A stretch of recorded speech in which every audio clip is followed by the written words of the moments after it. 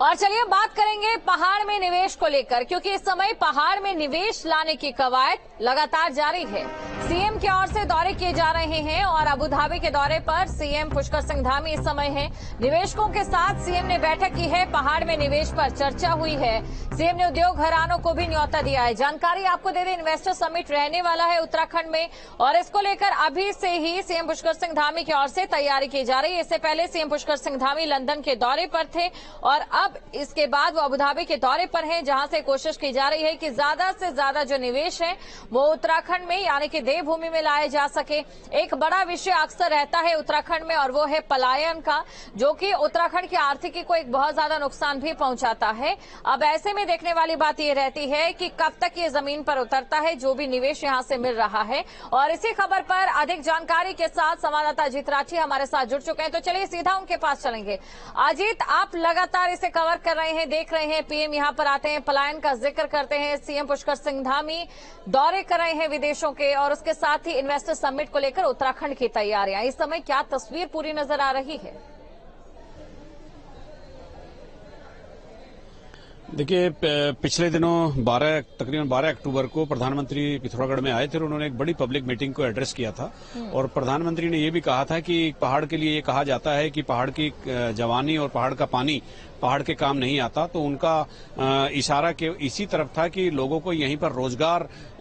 दें, सब रोजगार दिए जाएं, उनके व्यापार के साधन यहां पर जुटाए जाएं ताकि यहां से पलायन ना हो सके। तो प्रधानमंत्री का वो इशारा भी उसी तरफ था और निवेश के लिए मुख्यमंत्री के भी उसी तरफ कदम बढ़ रहे हैं। मुख्यमंत्री इस दूसरी विदेश यात्रा पर है जहां निवेशकों से बातचीत हो रही है। कल दुबई में तकरीबन 5,500 करोड़ के एमओयू साइन हुए हैं और ये जो ग्लोबल इन्वेस्टर समिट है वो दिसंबर में प्रस्तावित है 8, 9, 10 तारीख के आसपास और उससे पहले ही अभी तक तकरीबन 40,000 करोड़ के एमओयू साइन हो चुके हैं। और कल जो दुबई में हुए वो इंफ्रास्ट्रक्चर, एग्रीकल्चर, टूरिज्म और एजुकेशन, हॉस्पिटलिटी, इन तमाम सेक्टर्स के लिए एक बड़े एमओयू कल साइन हुए हैं। और आज जो अबू धाबी में जो मीटिंग चली है उसकी भी डिटेल तो नहीं आई, लेकिन जो यहाँ पर एक सूचना मिल रही है तो जो आधिकारिक सूत्र हैं वो बता रहे हैं कि 5,000 करोड़ से ज्यादा के ही एमओयू साइन आज अबू धाबी में भी हुए हैं। लेकिन उनकी डिटेल आना बाकी है, कुछ कहना तभी जायज होगा जब वो पूरी डिटेल आ जाए। लेकिन वहां के जो चित्र आए हैं, जो लोगों से बातचीत करते हुए, वहां के व्यापारियों से बातचीत करते हुए तमाम फोटोग्राफ्स और तमाम ऐसी चीजें आई हैं कि जिनसे लग रहा है कि वहां एक अच्छा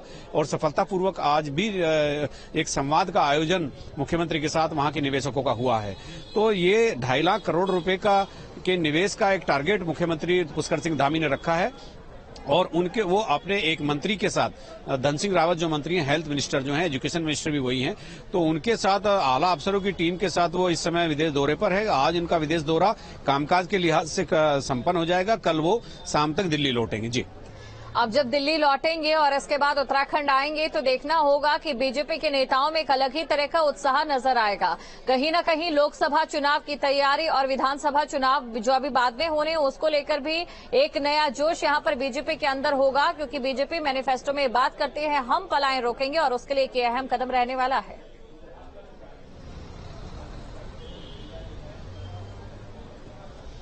जी बिल्कुल, देखिए चूंकि लोकसभा की तैयारी लगभग हो ही चुकी है, प्रधानमंत्री की जो पिथौरागढ़ की रैली थी वो भी अल्मोड़ा पिथौरागढ़ संसदीय क्षेत्र की एक रैली मानी जा रही है और संगठन का कहना है कि अल्मोड़ा पिथौरागढ़ संसदीय क्षेत्र की वो रैली हो चुकी है। अब दूसरे जो 4 लोकसभा क्षेत्र बचे हैं वहां प्रधानमंत्री की रैली होगी और ये इन्वेस्टर समिट चूंकि एक बड़ा इवेंट है, बड़ा एक कॉन्क्लेव होने जा रहा है, तो इसको भी भारतीय जनता पार्टी चुनाव में भुनाएगी, अपना कैश कराएगी वोटों के लिए और वो ये बताएंगे कि हम राज्य के लिए कल्याणकारी योजना बनाने के लिए, राज्य के कल्याण के लिए, यहाँ युवाओं को रोजगार देने के लिए विदेशों तक से हमने निवेश जुटाने का एक प्रयास किया है और वो प्रयास